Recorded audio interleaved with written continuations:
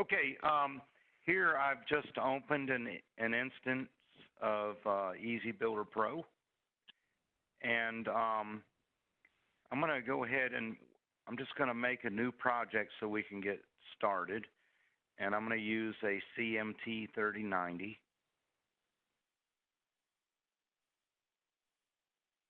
And a little bit later on, we're going to connect to a PLC that I have here. So we want to go ahead and add a driver. And I'm using a Weintek PLC Ethernet. Here you can choose your driver from the list. And then these are different manufacturers, and then within some of these there will be several models. But on the Weintek, there's just one driver. And I'm going to do an Ethernet connection. This is the PLC IP address.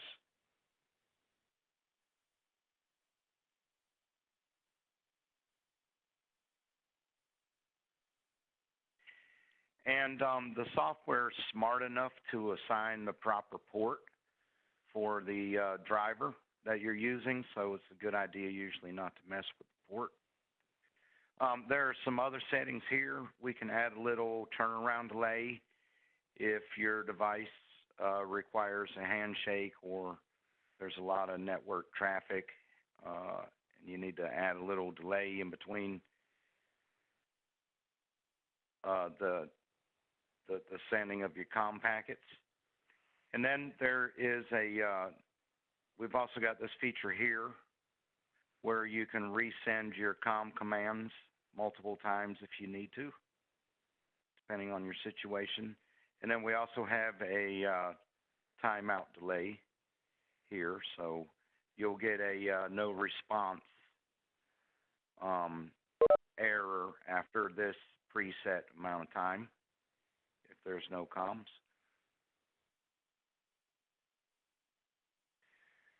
So I'll get into this a little bit later, more in depth.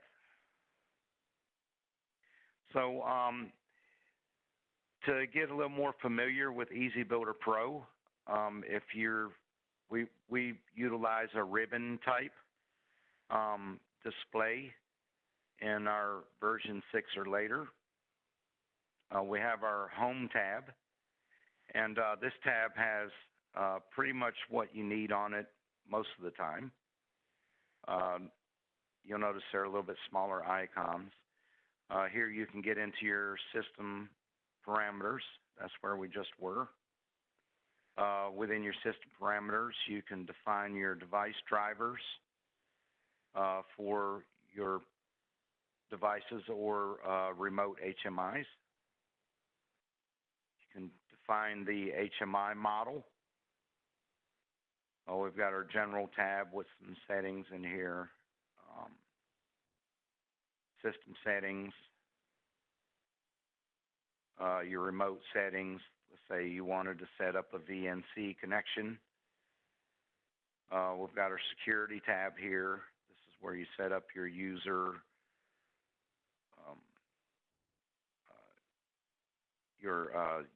security functions and their security levels. Got a recipe tab. We'll get into that a little bit later. And then one thing I want to show you here, this rolls into what we're going to look at next, is extended memory. We have quite a bit of internal memory within the HMI. So you actually have the capability of executing some commands and doing some things within the HMI, and you can take load off of your PLC that way. But you can add to that memory. I think there's about 6 million registers for each one of these. Here you've got extended memory 0 through 9. So that's quite a bit of added registers you can add to that. And they can be stored either on a USB disk or an SD card, whichever you have installed. in your machine. So back to the tabs. We've got our Home tab, our Project tab. This is where you would do your downloading from. Well, one of the easiest ways. You can bundle your project for an SD or USB download, so you don't actually have to connect your computer to the HMI. You can do some functions like reboot the HMI. You can access all your libraries here, as well as your macros. And we'll get into some of these a little bit later. But we've got multi-language functions, and to use those, you would need to add labels and strings to your libraries and stuff like that. It's actually not that complicated. We've got our Object tab. This is where you would get into all your objects for your project that you wanted to add to it. Pretty much everything you would need to add is here. You've got your Data History tab. This is where you would set up your event log and your data sampling. We also have something called an operations log, where you can actually track the user's clicks, if you will. That's really handy for an OEM or an integrator. If he gets accused of something not working right, he can usually go back and trace through what they did and say, hey, well, not really. This is this is what you did. So that's really a handy tool to have. We've got our database stuff. We are SQL Server compatible. We can be a client, and we can do queries and read and write data to a database, which is pretty handy. So you can actually even back up your event log or your data sampling on a database if you wanted to. We've got our IIoT and Energy tab. Here is where you would set up your MQTT or your OPC UA server. Our devices can be a OPC UA server. And then we've also have a new category of energy demand settings, and that's pretty cool.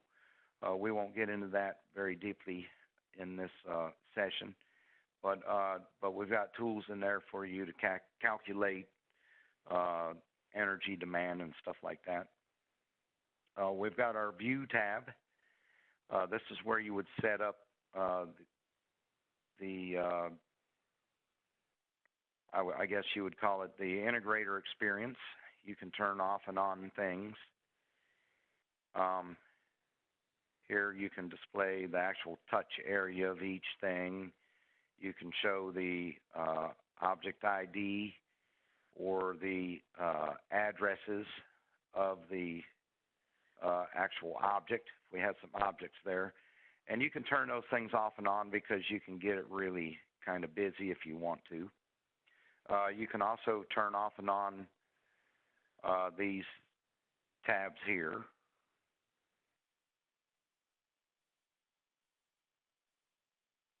Your window tree is your actual windows. Where you can turn off and on your actual window tree here. And from your window tree is where I generally like to add new windows. Here you can name it, find the size of it. We can create actual pop-up windows. So you may choose to make this a smaller size window so it will show as a pop-up.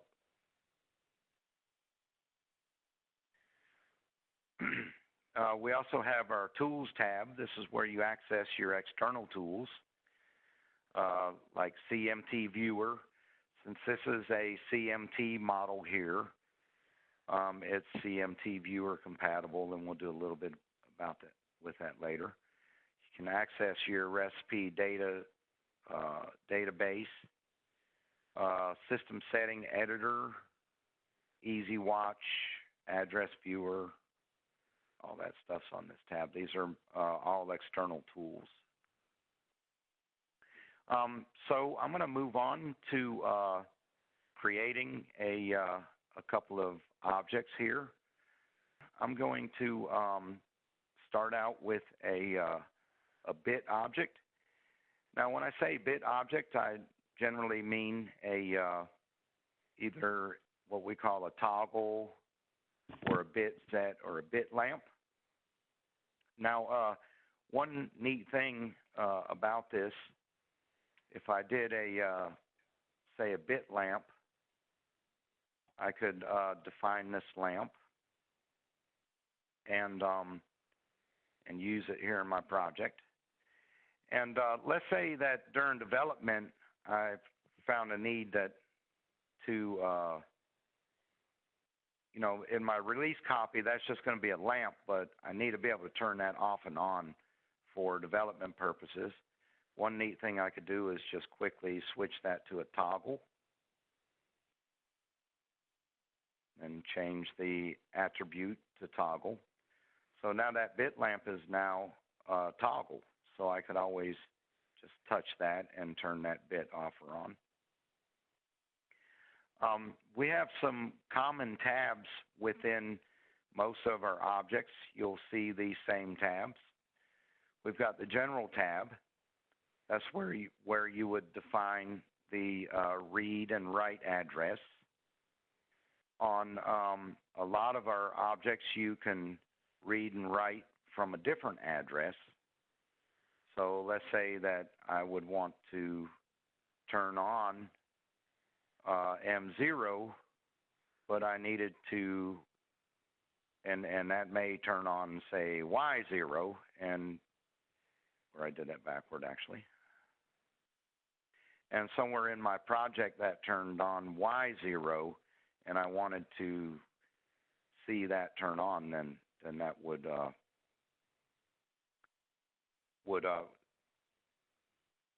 display the value of Y0 when I'm actually changing the value of M0. Now, of course, that's only in a toggle. That wouldn't work in a bit lamp.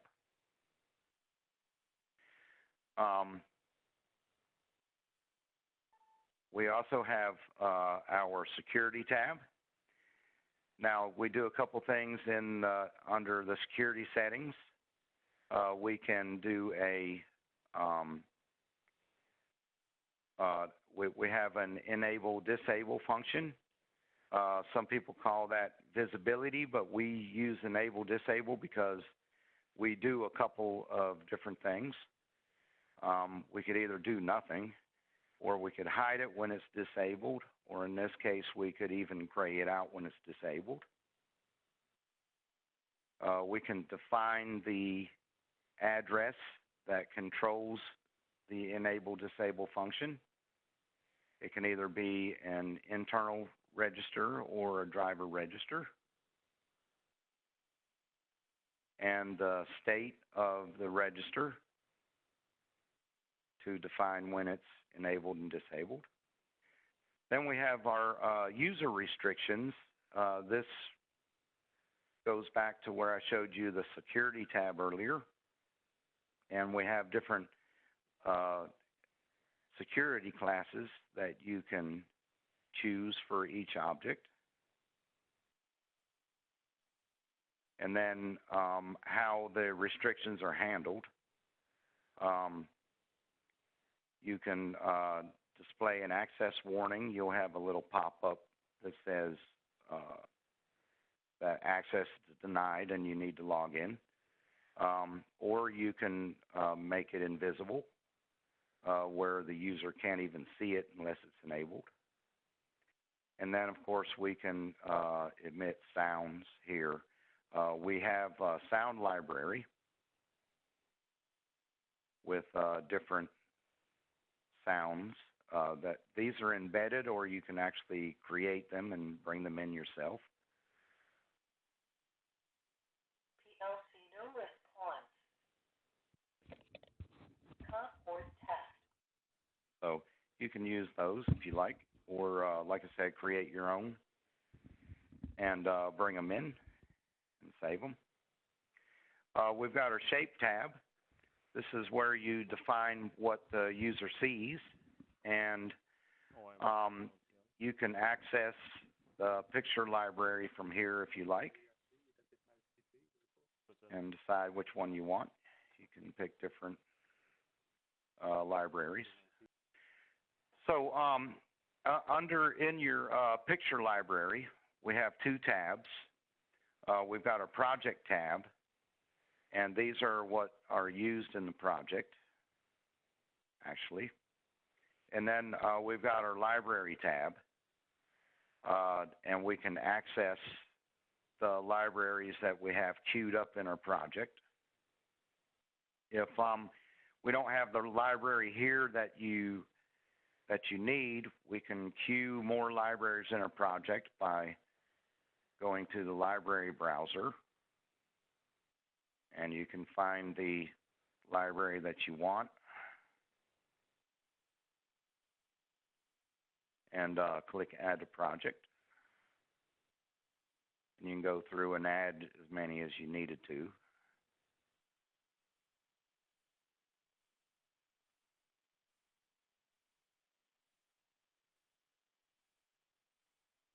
And then now you see these are queued up here where I can use these different libraries.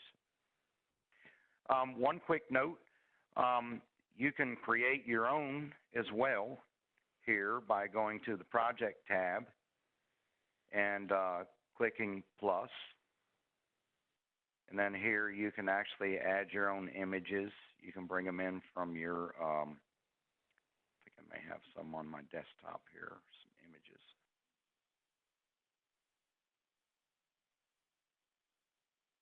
So now that is now that's an object. You can add new states to your objects. You could add a transparent state if you wanted. Now we do support scalable vector images as well as GIFs. So you could actually have an animated GIF in one of your states and show, say, a fan or a pump running or something like that. And then you could actually have a stop state as well.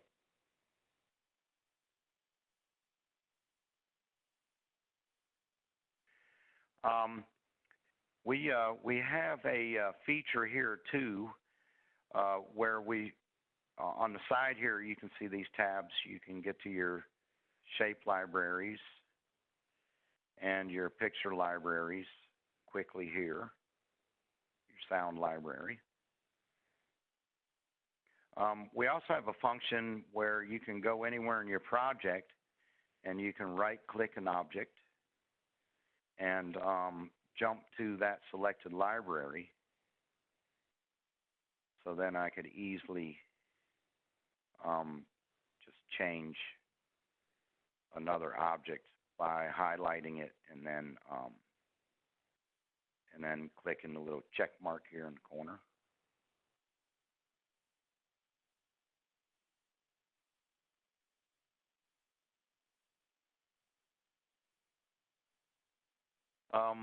So let's move on to some more objects. That's your basic bit objects, and everybody is probably pretty familiar with that, with those things.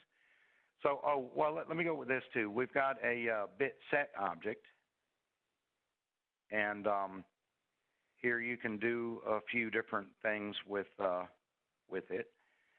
You can either set on with each click, you can set off or toggle. Momentary, those are the basic things that are common to the toggle that we already displayed. But we also have a periodic toggle where it will change the state based off of a a preset time.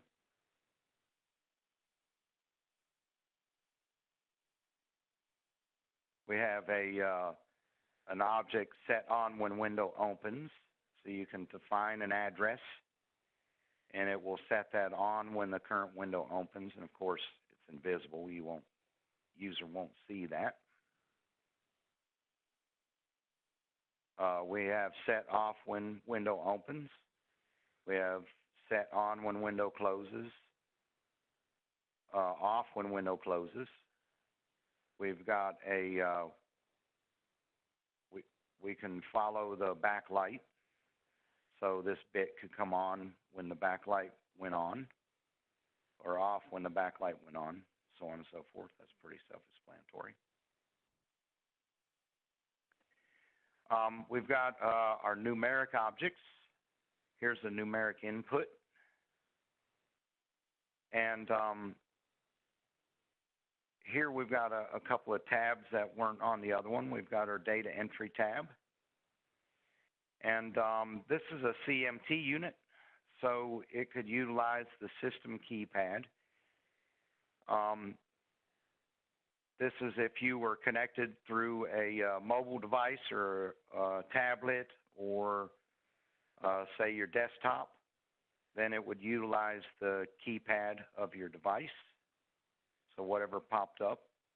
Or you could do a custom keypad and use one of the embedded ones that are pre-made, or you can make your own keypad if you like.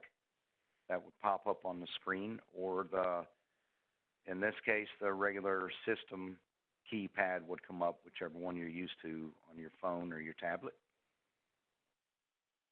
We've got the Format tab. This is where we would define the data format of the object.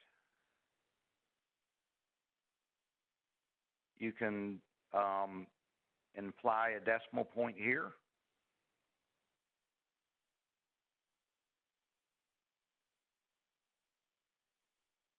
You can use the display format. You can enable that. And you could do something like this.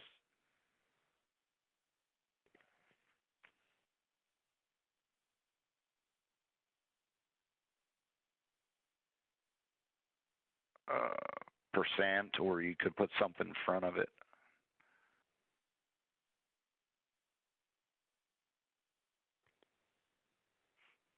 And of course, we have the same security and shape tabs.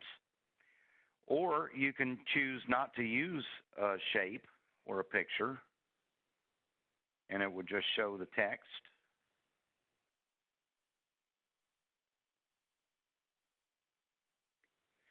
From the Home tab, you can actually change some of these attributes.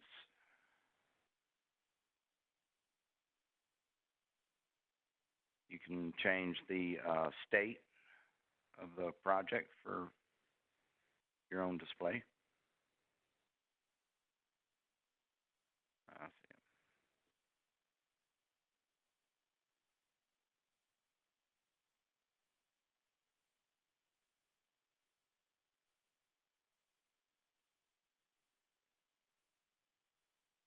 We've got the same tabs. We've got security, shape.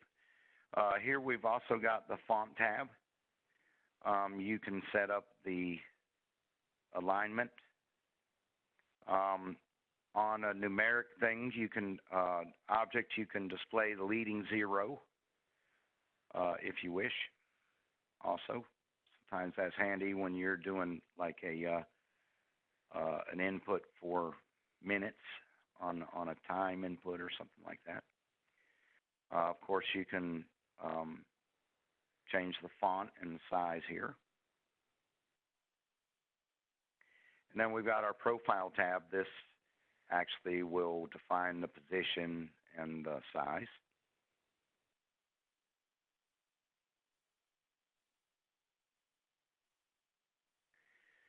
We've got ASCII input. Of course, here you would define the address. You can allow input if you like. We now support multi-line display. And of course it uses the standard character sets for your carriage return and so on and so forth. Here under the setting button, we can define the size of the ASCII object. So here I'm going to do 10 registers.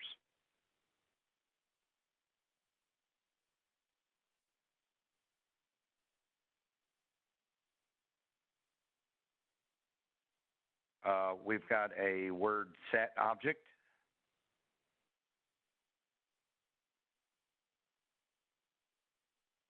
You can define the address.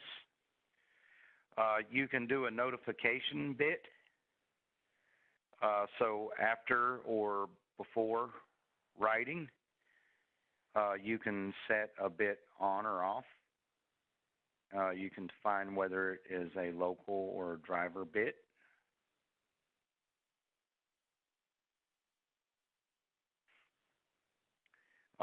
Under attributes, there are a couple of things you can do. You can either write a static value with each click. We can do all of these things. We can increment, decrement. Each one of those you would set the value that it goes up or down by and a limit. Depending on whether it's up or down, it would be a low or high limit. You can do automatic, periodic, bounce. Got a bunch of different things you could do in there. We can set dynamic limits. So you can set registers. The value of these registers would define the limits of this input. And depending on which one it is, there's a usage icon here that will show what the registers are. So if it's LW0, then the high limit would be LW0. Some of them that have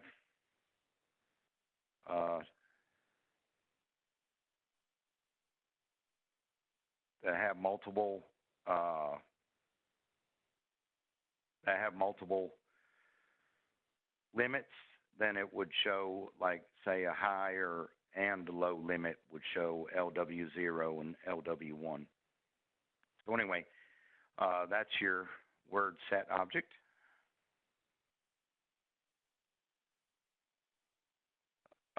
We have something pretty cool here. It's called a combo button. This will do multiple things with each click. And if you'll see here, there are quite a few different things that you could do. Now, I don't have any macros or recipes set up, but if I did, there would be additional actions that could be done for those. So I could say set a bit, LB0. Then I could do a function we call wait until. So let's say that I need to wait till LB10 came on or off, whichever I wanted to set. Or I could define a timeout if it didn't happen within 100 milliseconds. Then we would move on to the next step, which might set a word value, and so on and so forth. So you can see you could actually set up a mini little routine here. And then we have, you can set things up for the down and up action. This is basically when you press the button, and this is basically when you let it go. You can define a lamp, a bit lamp or a word lamp associated with this. And of course, you've got your security, shape, and font tabs. Font tab, you can use a label. This is a static label where you can put static text for each state.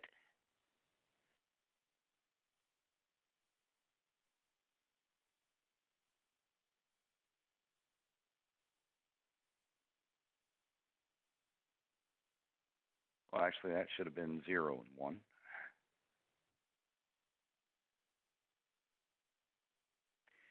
You can define the size and the color for each state. You can duplicate these attributes every state.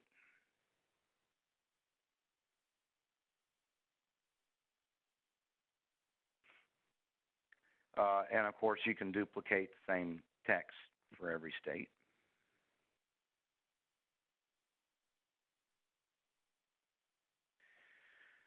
We've got a slider. You guys are probably familiar with that. It's pretty standard. We've got an option list. This is pretty cool. It's kind of can either be a drop-down list or a list box. We've got predefined, where you can actually set up your mapping for the number of states that you want to use.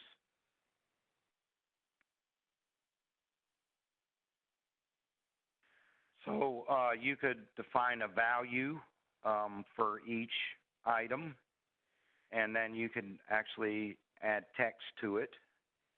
And then whichever item you selected, it would write that value. You can do item addresses, where you would create an array of addresses, and it would write the value of that address in each one. Or you can queue up your user accounts. So the drop-down would show all of your defined users, and it would write that value to a predefined monitor address.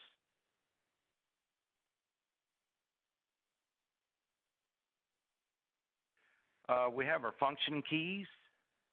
These are pretty neat. These are generally used for navigation mainly. You can define a full window change, or you could return to the previous window, change your common window, you close the current window that's open. You can display a pop-up window. On your pop-ups, you can define some animation settings.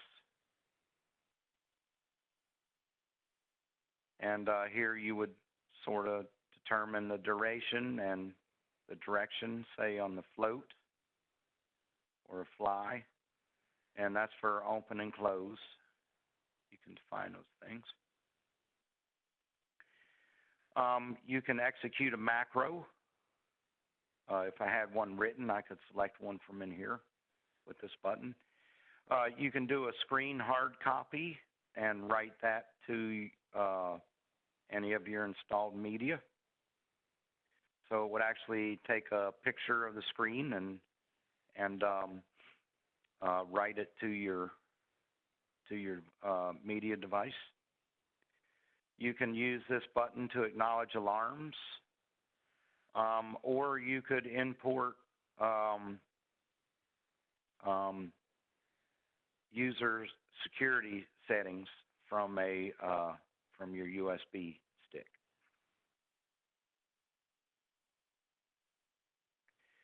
Of course, here you've got your security, shape, and label tabs.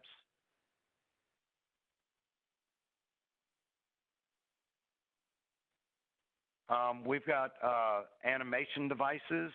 So let's say that you were doing a motion control project. You could actually do animations of your product movement or whatever. We've got an object called PLC Control. This is where you can actually execute commands based off of off of a register value. You can do several things. If I had macros, you could execute a macro. You can change windows. You can write the current base ID window to a PLC register. So as the user went through Windows, you could actually log that in your PLC if you wanted, or local registers in the HMI if you choose. You can control the backlight, the sound, do screen hard copy, just like you could do with a function key, but that could be based off of a driver address. So if, say, when X0 comes on or goes from off to on, it may take a picture, and you could save that on your SD card if you wished.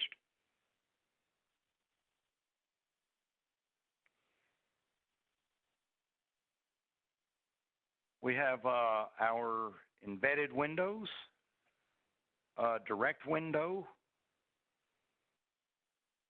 based off of the value of this register. It will display the window in your little display area. I'll show you in a minute. Of course, you can do the animation effects we discussed before with that. You can define a window offset. So let's say your PLC value is 1, and you want to display window 10, then you would do an offset of 10. You can automatically adjust the window size. So you could use, let's say you had different size windows that would be addressed into this object. They would always resize, and then, of course, you can define the corner that it expands out of from, or center, either one. So you put that there, and then it will define the value. Now, if you make the value below 3, it will just be empty. So we save those first 3 slots for other stuff. So as long as that value is, including the offset, is 3 or less, then that will be blank. It will just show whatever's behind it or whatever.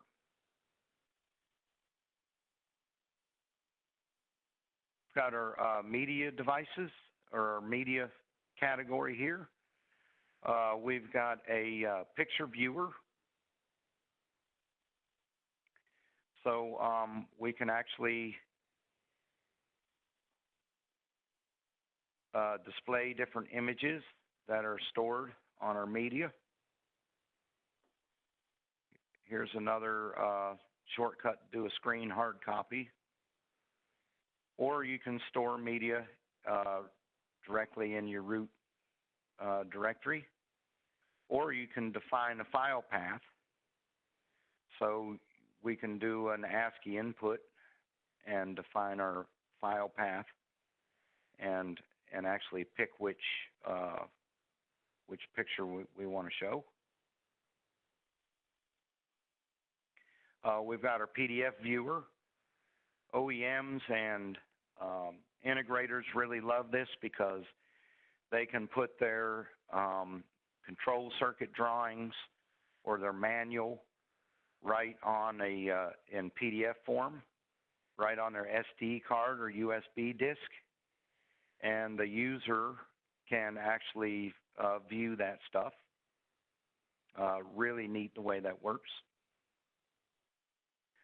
So it has the tools here to scroll through the pages and so on and so forth. It's pretty neat. You can change the layout of your display and whatnot.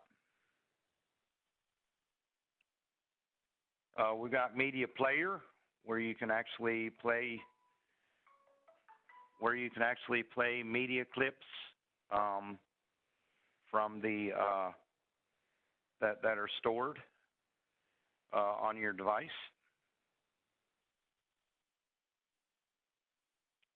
And then we've also got video in. We can do USB or IP cameras, and you can have multiples of these, which is pretty neat. A lot of people like this function. And then from our CMT devices, we also have an embedded video server, so the user could actually see this stuff remotely through their web browser if they wanted to. We've got control functions we can enable. We can do a dynamic URL for the camera location. The control, our control address here, we've got stop and start, the input of the camera that can be done there.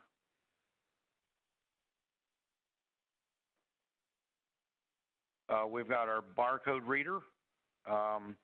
So we support different types of barcode scanners that can be connected directly to it.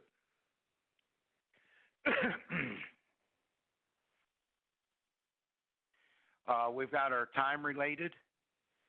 Here we've got our time and date object, which will display the current time and date.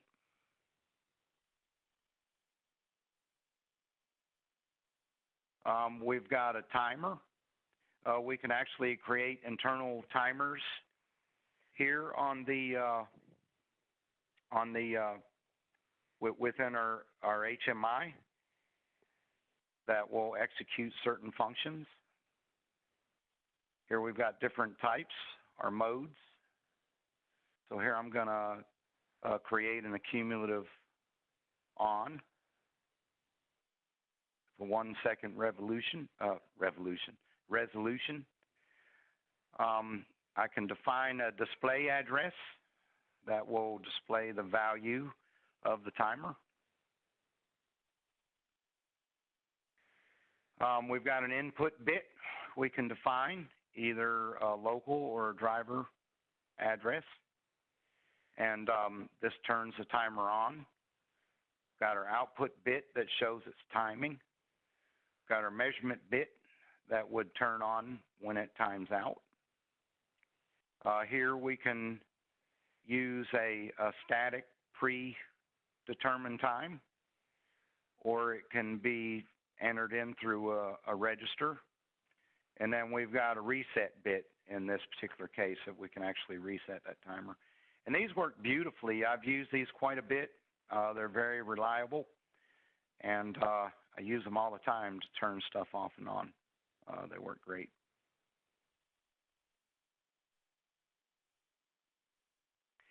And then we also have a scheduler. Here you can actually you can define the action address. This is the bit that gets turned off or on, or you can do a word value and write a static value to the address.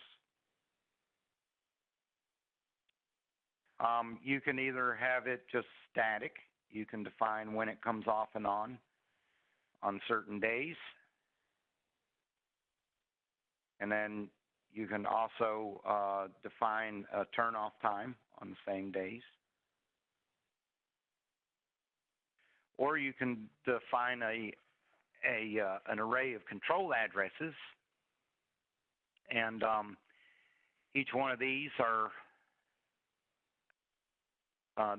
handle the control of the scheduler. We've got a neat little thing here. It's a good time to show you this.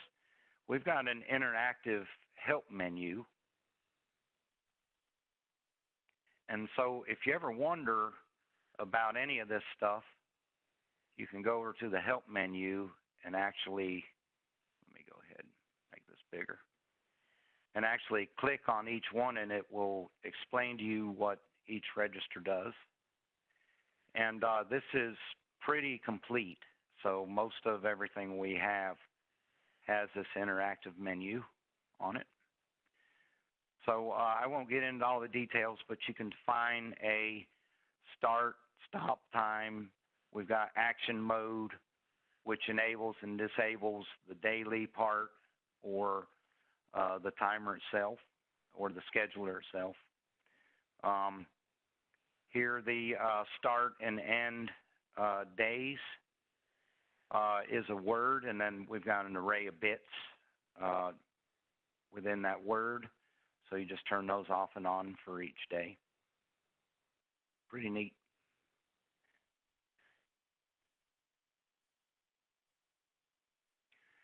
We have our file browser where you can actually browse files either in your local memory or on a media device that's installed. And you can define the file path and the file name for the files that you want to look through. And then you could use this in conjunction with, say, your PDF viewer. And so the file that you select in your file viewer would actually be the file displayed in here, or let's say your picture viewer or something like that. Move over to our data history tab. This is where we would set up our events or our alarms and our data sampling. We have our data sampling object. Our data sampling can either be time or trigger based.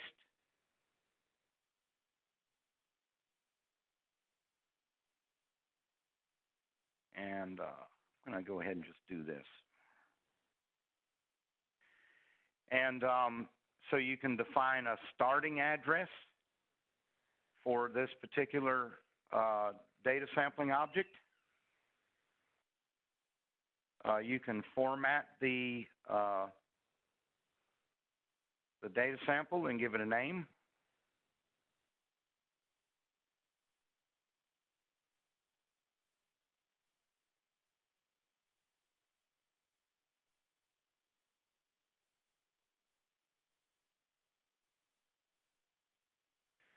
You can define a hold address so that it will only sample when this particular address is either off or on. You've got a controlled address, and depending on what all you're doing as far as your history and stuff, you've got different commands you can do. If I enable the history files,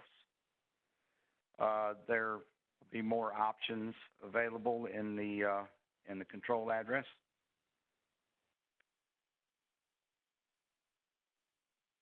We've got for our history files that we save, you can change the file name.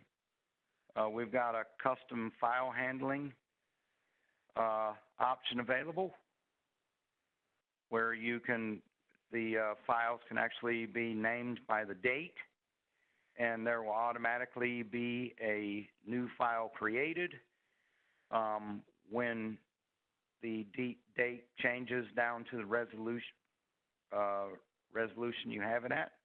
So let's say if you had it at the 2nd, it would save a file every second, minute, hour, or in this case, we're down to a day. We can set up triggers to do our backups.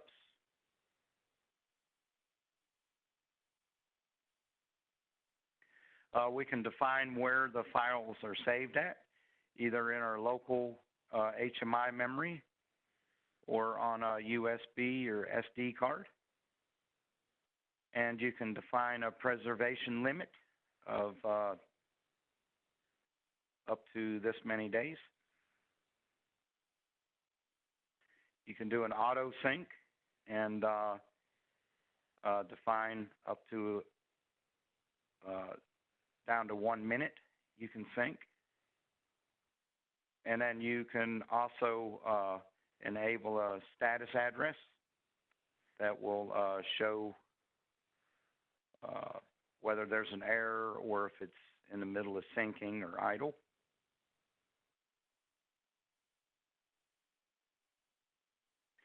Once you've defined your data sampling, then you can go ahead and display it. We've got a trend display, and you can set up the channel and the limits.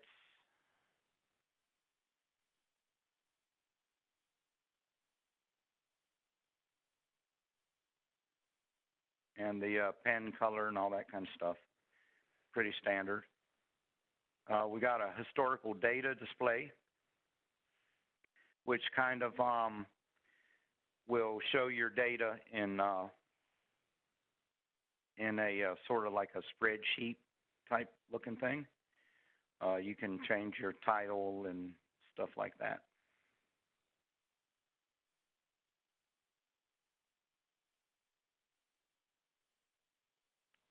We've got different styles too to display that differently. We've got our event log. Here's where you would set up, well, what most people use them for is alarms.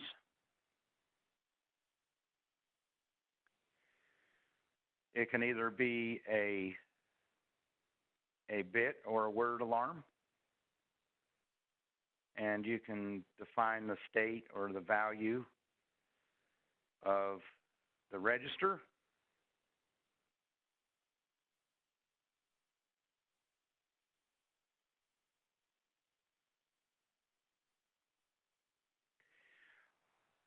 If it is a Easy Access 2.0 enabled device, you can push your messages out, so whoever is connected will get a push notification on their phone.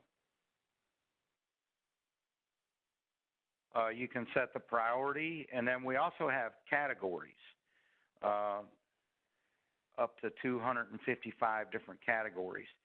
And that comes in handy on your display objects because you can only choose certain categories that you want to display. Under our message tab, this is the display message for the event. I do not have email set up on this project, but if I did, I would have an option to send an email message to different groups of users.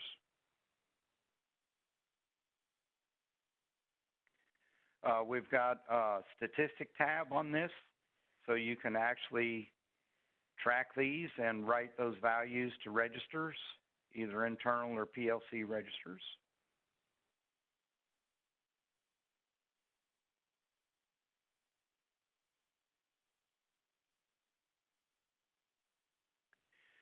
To display our events, we've got an alarm bar.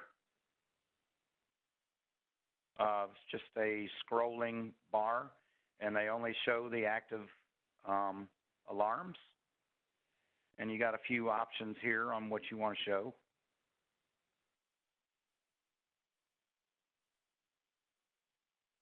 Of course, there are,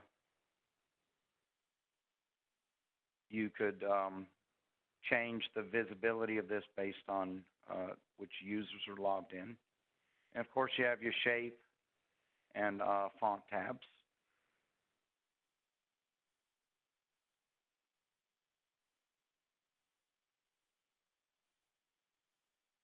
So I could basically make that look about like whatever I wanted.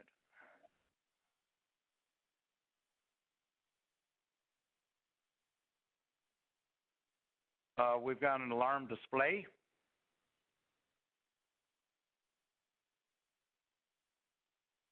This will show all of the active and inactive alarms and whether or not they've been acknowledged. You can decide what you want to display in here. There's a couple different options on that. Of course, you have your same security, shape, and font options. You can find the different colors, whether or not they've been acknowledged. And you can define and acknowledge address. Now, if you remember, function key also had an acknowledge all function you could do with it. Now, this will show active and inactive alarms. And then we've got an event display, and it basically will show the ones that are active at the moment.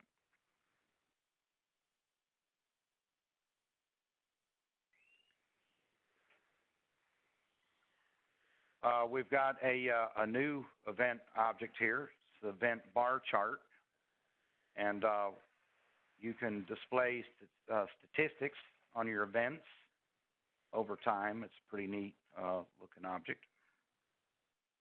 And of course, you can change a lot of those colors and stuff like that. We can do backups. Here's where you would back up your data from your data sampling, and you can write that to CSV format on either and store it either in your local memory or your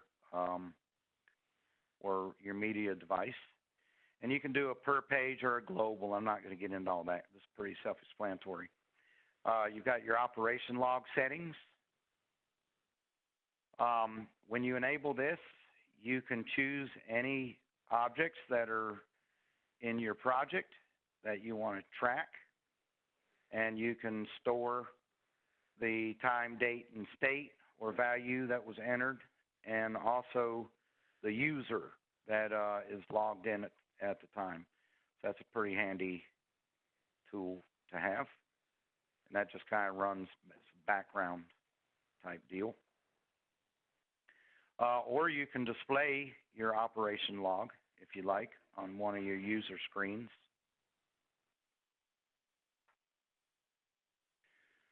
We've got our database server. If we were hooked up and doing SQL, I'm not going to get into all that.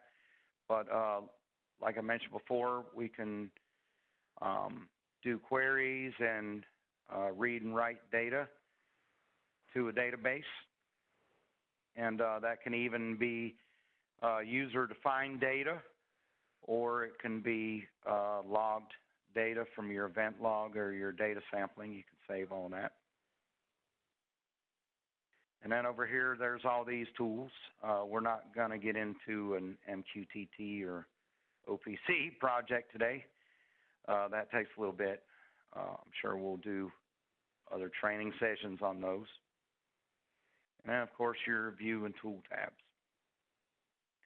So what I'm going to do at this point is I've actually have a little project loaded on a PLC I'm connected to right now. And I'm going to do a little bit of real-time testing. So here I'm just going to do a momentary button, and I'm writing to X0, which is actually an input.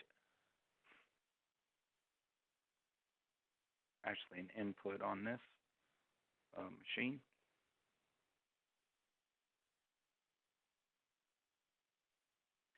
And I'm going to do a numeric display.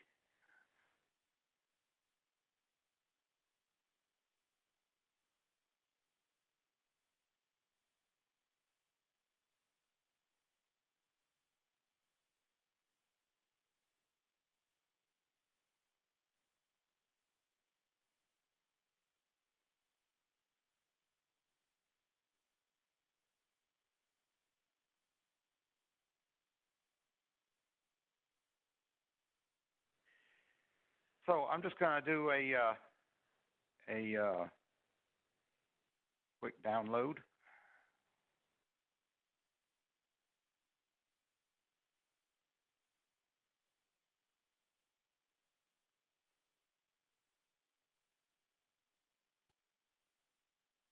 Now this is a CMT series, so we can use the CMT viewer.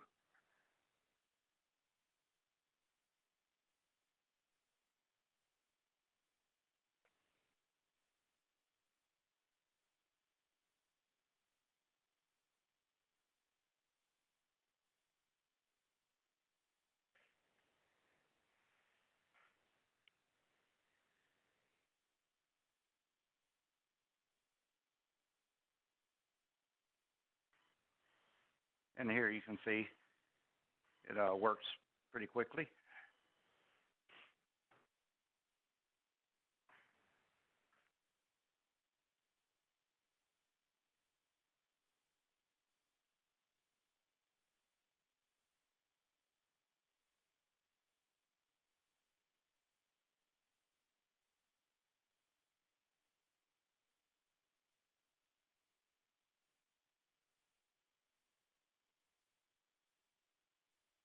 Yeah, well, what I did, I just I loaded a little project here. I've got a little motion control project, and just to display the functionality of a couple of things that I've gone over so far. All right, so yeah, now I'm over here, and I'm toggling the input.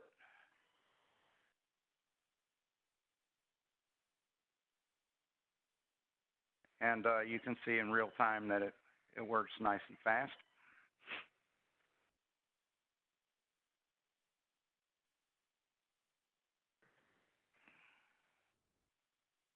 Okay, so then I was just going to move on and create a couple new pages. We're going to start here, and leave this window 011. Works good for me.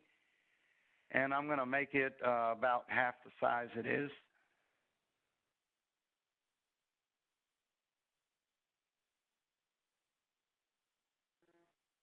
We can find a background color. We can also do underlay windows. So if we had let's say we could create one window for a background template, or a backbone, some people call it, then you could reuse that multiple times. You can even reuse objects multiple times. So if you had an array of buttons that you wanted to display across the bottom of every screen, you could define that here. And of course, we've got 3 layers available. When it's a pop-up window, we've got this monopoly function, and that would disable anything other than your pop-up window when it's open. And so you can either enable or disable that.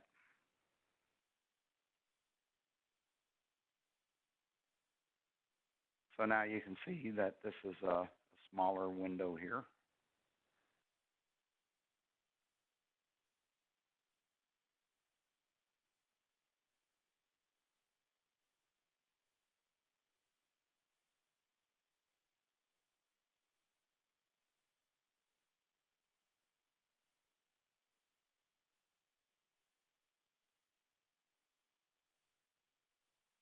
So I could use a function key to display that pop-up window.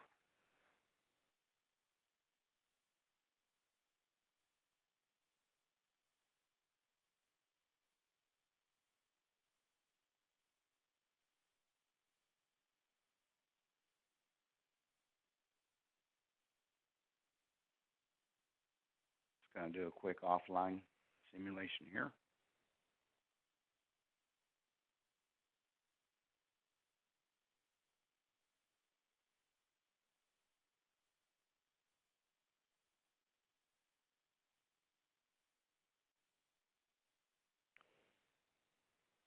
pretty neat.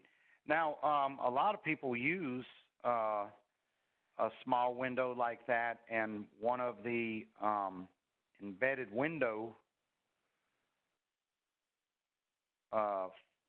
functions to display different windows. So there again, if you had something where you had 2 or 3 versions based on a register value, you could populate, part of this screen with a pop-up from another screen.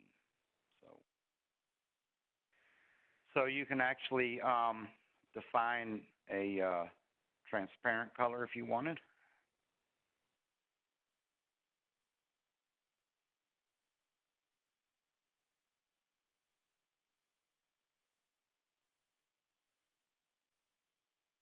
So now that color would be transparent in there. It's not a very good picture to do that with, though. You can define the size of it and to keep the ratio the same. Now the cool thing is this picture is now part of our project library. So that's a really neat way to bring images in without having to go through and add them and all that stuff. I want to get just a little bit into macros, not a whole lot. Here's our macro editor. Create a new macro. You can name it. You can choose to let the macro cycle on a time interval or use an external, one of the external tools, PLC Control or function key to execute it. You can set a condition that it will or will not operate under by defining a bit. And you can let it also execute one time at startup. Syntax is pretty simple. It's kind of a JScript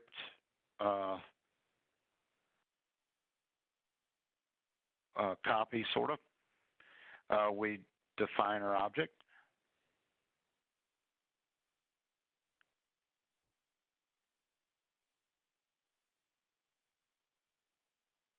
And then you can do something like a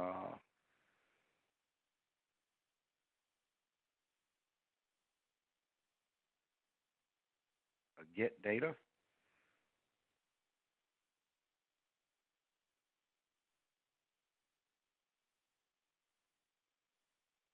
And then you can do something with your data.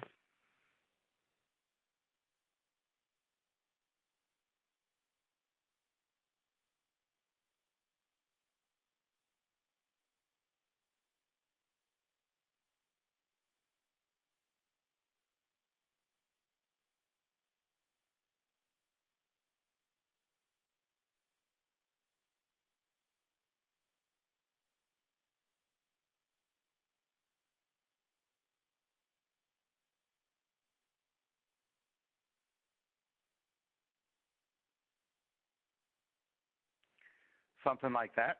Pretty simple. Of course, the editor can check for errors for you, and we're good to go. So now every time this macro executes, we're going to read data. We're going to read the value of R0, and if it equals 2, then we're going to write it to D0, basically. That simple. You can get as complicated or as simple as you want with these macros, but it's a pretty simple editor and easy to use, and if you've got a little bit of structured text experience, you shouldn't have much trouble with it.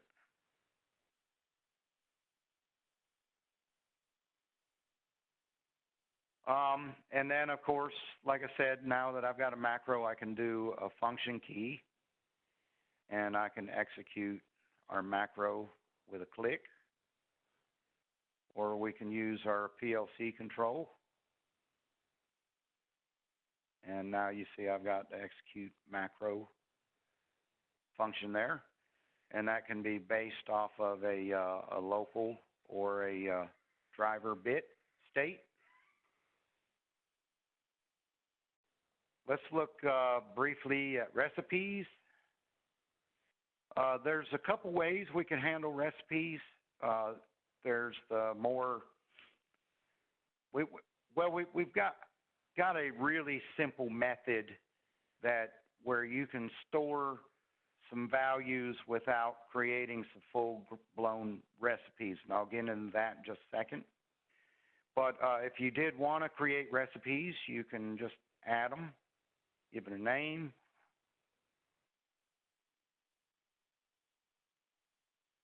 And then, of course, I can add different fields to this, and I can name each item in it, so on and so forth. And then once data is put in these recipes, and of course you can add multiple records for each item. So let's say I had 10 items here, and then I could, you know, based on a system register, defines which recipe record we're looking at, and we can add as many of these as we wanted. So we could have several different items, and then so each item would be populated with different data depending on which recipe record you were in.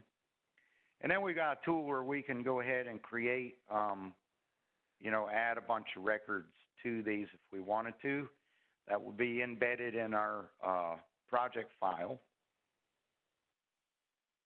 And then also, we can import and export these recipes. So we've got tools where you can add to the recipes. And right here we got recipe view. And we can use these tools to go ahead and add records to the recipes if we wanted to. And then we could actually do an export. We could export that in CSV format and edit it offline, or just save the files and move them from machine to machine. Now for more simple stuff, we actually have something pretty neat called index registers.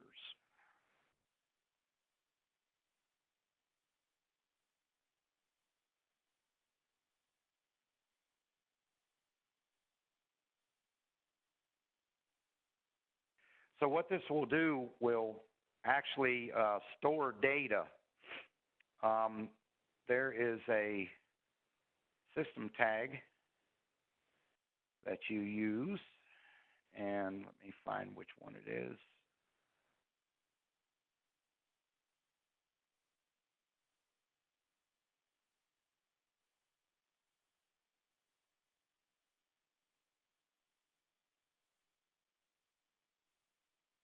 $9,200.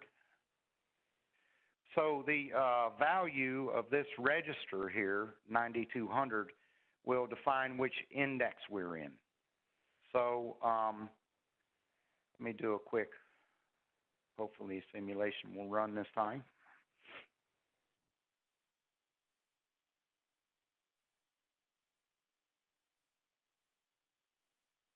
Let me actually move these to the first page.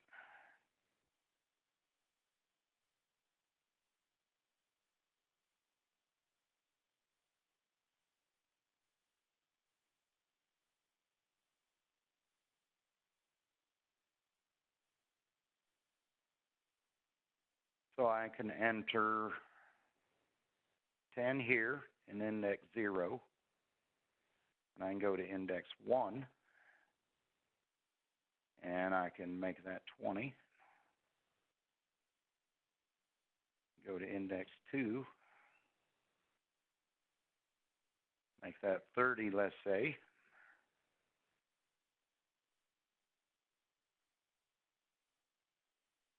And so on and so forth.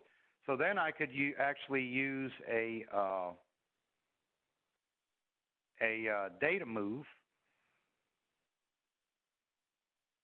to move that data from my index register to another register in my project. So a data transfer. We'll do a touch trigger. And try to remember RW100.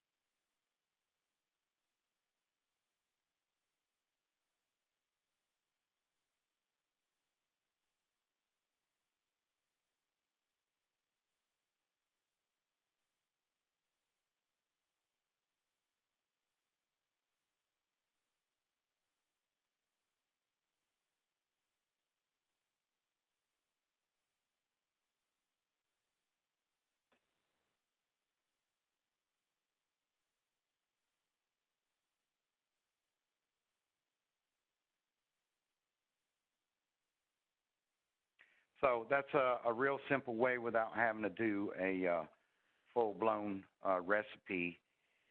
So you can, oh, I need to change that.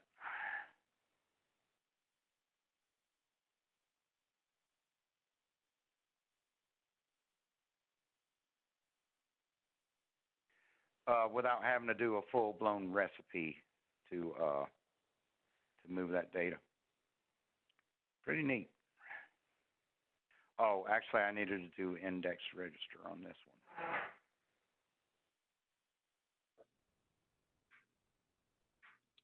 There we go.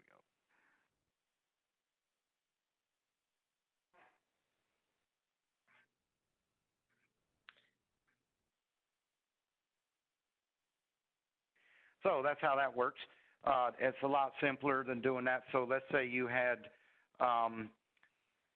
maybe 10, 12 different data points that you need to store, say, maybe 10 different setups on. You can store those in your index registers and not have to do a full-blown recipe. I've really gone over most of the basic stuff, what it would take to get a project